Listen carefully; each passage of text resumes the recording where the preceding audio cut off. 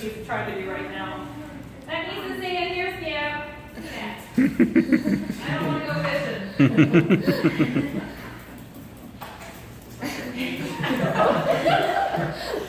I'm gonna get it. It's fine.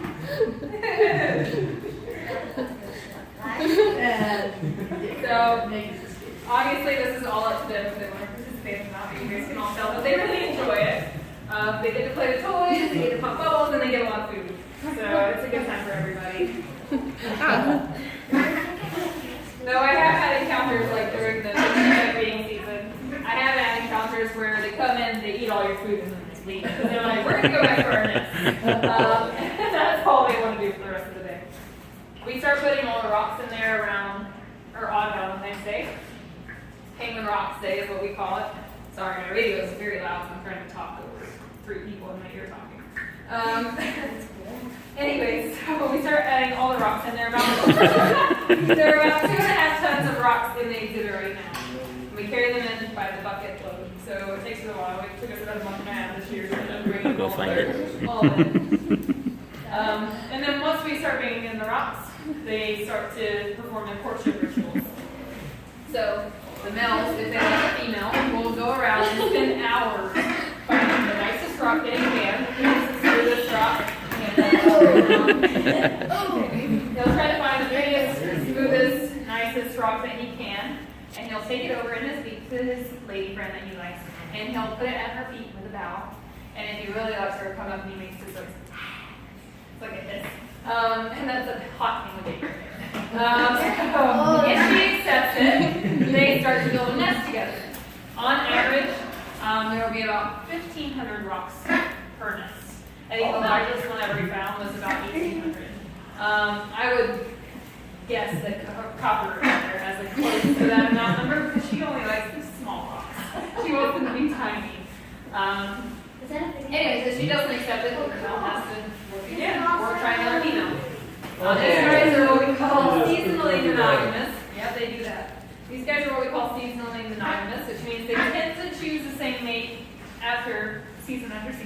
But they might choose a different one, and they rarely split up mid-season. So we did have that happen this year. We had some soap opera going on. So you guys were back here.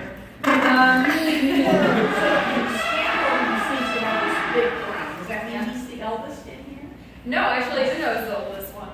He was from a different parents, though. So it could be that his parents had more of a declining one, or they did when they were chicks. So it varies between penguins. So you can tell, like, there's no surefire way to tell who's not. He's a yearling. They're all year-old now. And he was the last one born last year. He was born on Independence Day. Where are you going? So that's why his name is Illy.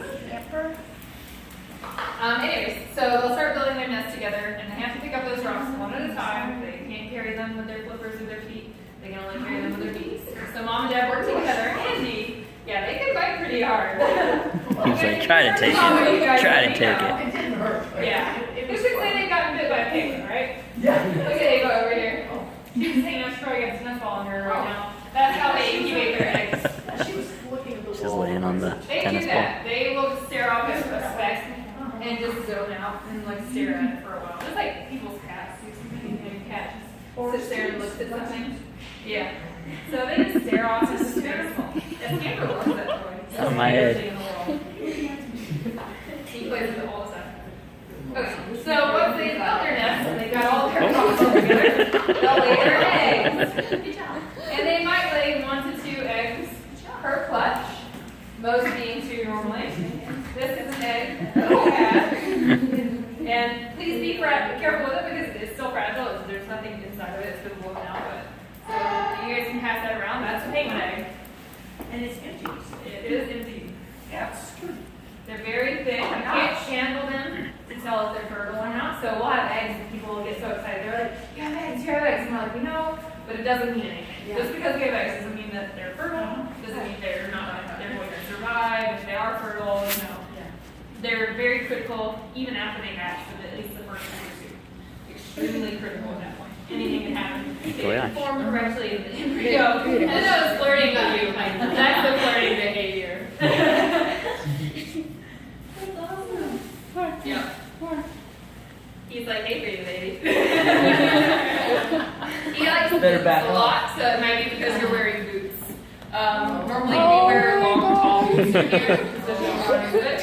And he was one that was raised by people, so he's used to seeing boots, and he likes to love on them. So maybe a little too much. But anyways, so he's wearing them. You got to know what I think. How awesome is that? Amazing.